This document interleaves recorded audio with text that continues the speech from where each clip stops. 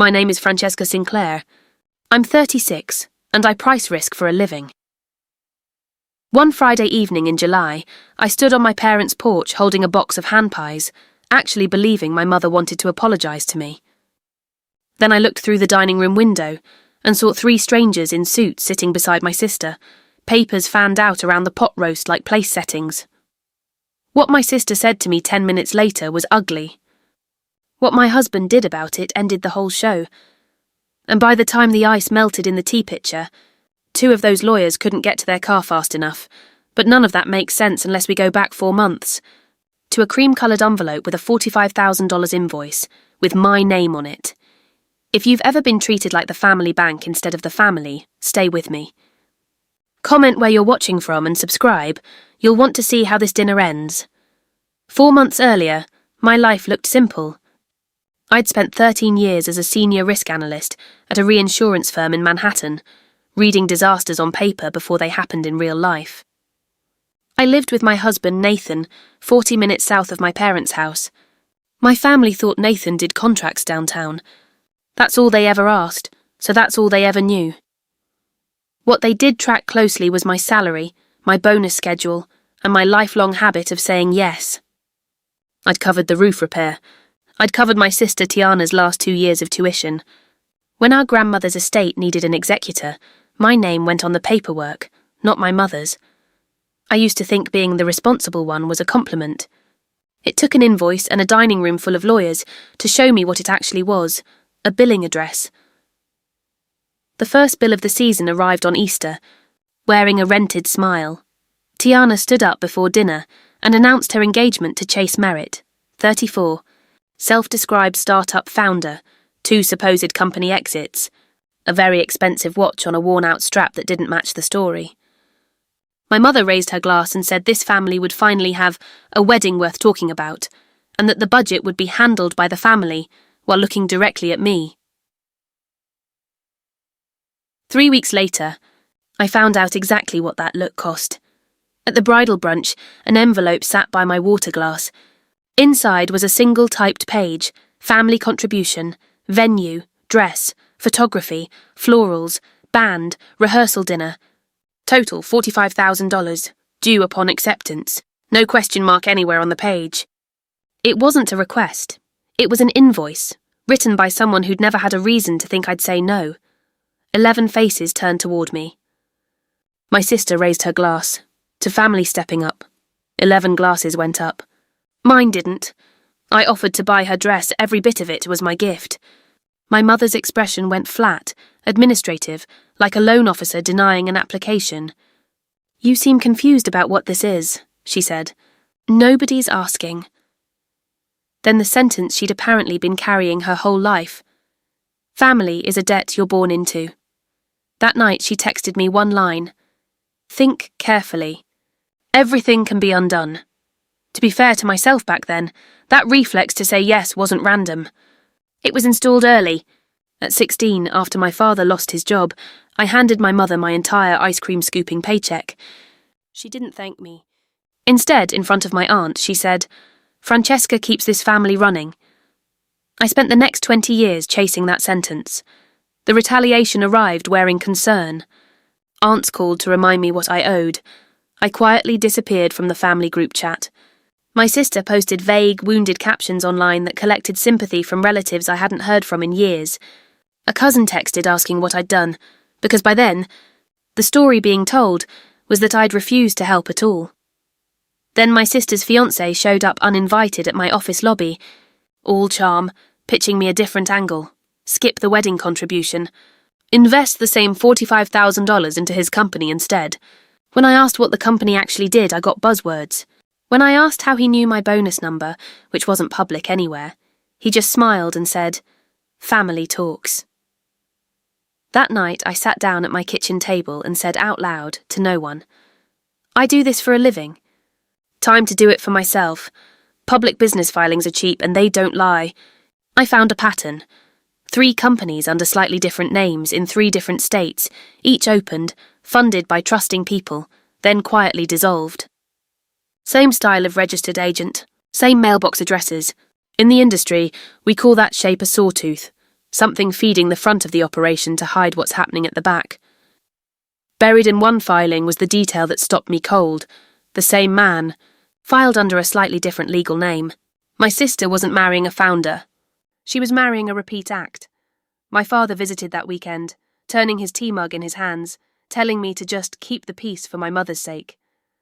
When I asked him gently when peace in that house had ever not been paid for by me, he went quiet for a long time, and then said there was something with the house, before catching himself. Never mind. It's handled. That sent me back to the records. What I found: 2 civil judgments against Chase totaling well over $100,000, a federal tax lien, and, the one that kept me up that night, an open civil fraud complaint in another state. A different family, a different daughter, the same fast engagement, the same investment, the same vanished money. My sister wasn't his fiance. She was his next fiscal year. That Sunday I laid the whole file out on our kitchen table. Nathan read every page in silence, then asked one question that reframed everything. Does your family actually know what I used to do for a living? In 4 years of marriage, not one relative had asked him a real question about his job. Here's what they'd have learned. Before private practice, Nathan spent 9 years as a federal prosecutor specialising in financial fraud. My family had spent years seating one of the most dangerous fraud lawyers on the East Coast at the quiet end of the table, because he drove an unremarkable car and never said much. I met my sister once, gently with just the mildest document, a single dissolution notice, no judgments, no lawsuit. She didn't argue the facts. She looked at me and said, "Everyone has debts. At least he dreams big." Then she left me with the check. That night I built a case file. I labelled it Project Chapel. Inside went every filing, and on instinct my own executor records from my grandmother's estate, fully audited and court-certified 2 years earlier. Nathan added one sealed envelope of his own, unexplained. "Just in case," he said. "Don't open it unless we need it." Right on cue, the whisper campaign started. Rumours that there'd been irregularities in how I'd handled my grandmother's estate. No accusation, just doubt, planted exactly where my greatest strength was, so the responsible one would suddenly look suspicious. Then came the real move. My father called late one night to tell me my mother had taken out a home equity loan, against the house they owned outright, to put a $12,000 deposit on a wedding venue neither of them could afford. Her plan: Chase would reimburse them after his company's supposed merger closed. There was no merger. There was never going to be one. 2 days later, a lawyer's letter arrived. Underneath the formal language, the actual terms were, I'd hand over $45,000 as an interest-free, no repayment loan, co-sign a business line of credit for Chase's company, and sign a non-disparagement clause promising never to say a true thing about any of them out loud. They wanted my money, my credit, and my silence, notarized. Nathan recognized the attorney's name immediately, a lawyer with a documented history of staging pressured signings, previously suspended and later reinstated. A quick registry check confirmed it, a firm with no actual associates, and a 5-minute look through Chase's own social media turned up an old photo, arm around that same lawyer's shoulders. College fraternity brothers. The lawyer hadn't been hired by my family. He'd been supplied by Chase, same as the fake exits, the fake merger, all of it catered. Then came the call. My father, sounding rehearsed. Your mother wants to apologise. No lawyers, no wedding talk. Just dinner Friday. I knew the odds. I'd read the letter, seen the file, run the numbers 100 times in my head. But I went anyway, because if there was even a small chance it was real, I'd paid more for worse odds before. We prepared anyway. 3 bound copies of the file. 2 freshly certified copies of the estate accounting from the courthouse. Nathan cleared his schedule. We arrived to find the porch light on. My mother only turns it on for guests. And through the window, the scene I opened this story with, my mother, my sister Chase, and 3 strangers in suits. Documents fanned around a pot roast. Inside, the lawyer read the agreement aloud in a tone built to make surrender sound like paperwork. My mother offered soft affirmations. This just makes official what family already means. I asked simple questions. Who's the beneficiary on the credit line? What are the repayment terms? Why does reconciling with my own family require me to waive my right to say true things? Silence. Then my sister rose out of her chair. "Sign this or I'll ruin you. I'll tell your company what you did with Grandma's money." I set my pen down and said, "Before anyone signs anything, meet my husband." Nathan introduced himself for the first time in 4 years. 9 years as a federal fraud prosecutor, now defense counsel. He laid out the estate's certified accounting first, closing off my sister's threat before it could even land. Then the corporate filings, the judgments, the tax lien, the other family's fraud complaint, its language echoing the one sitting on our table. Then the sealed envelope, a single printed page from the state's attorney registry, confirming the law firm across from us had exactly one licensed lawyer, and that the fiance's associate was, on paper, a managing member of the very company they wanted us to fund. The lawyers left within 3 minutes. Chase followed mid-sentence, car doors slamming outside one after another. Then it was just the 5 of us and a cold pot roast. My mother, voice lower and truer than I'd heard in years, made her real offer with no lawyers left to hide behind. "Write the check. Do that, and tonight never happened. Refuse and don't come back to this house." My sister, mascara gone, fiancé gone, whispered, "Just help me, please." That nearly broke me more than anything else that night. I slid the entire case file across the table to her. The wedding was never the price tag. The fantasy was. It's yours now. Read it, then decide who ruins who.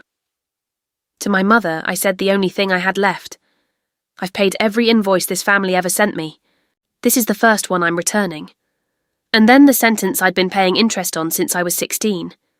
"I was born, Mum. That was never a debt." We left. Nobody called my name.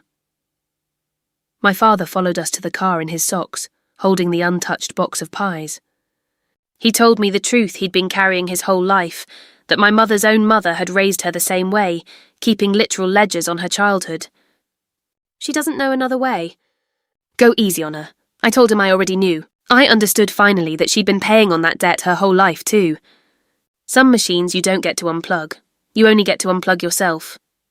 The wedding was quietly postponed forever.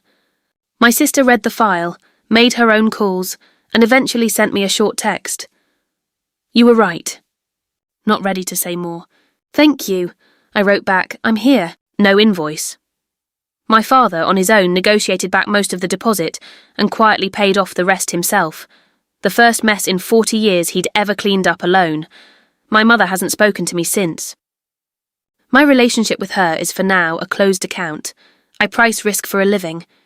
And after 36 years inside my mother's economy, here's the only number that matters. Love that keeps a running balance isn't love. It's a loan. And you're allowed at any age, no matter whose handwriting is on the invoice, to stop making payments on a debt you never signed for. If this hit home, share it with someone still making payments. Tell me your story in the comments and subscribe. I'll see you in the next one.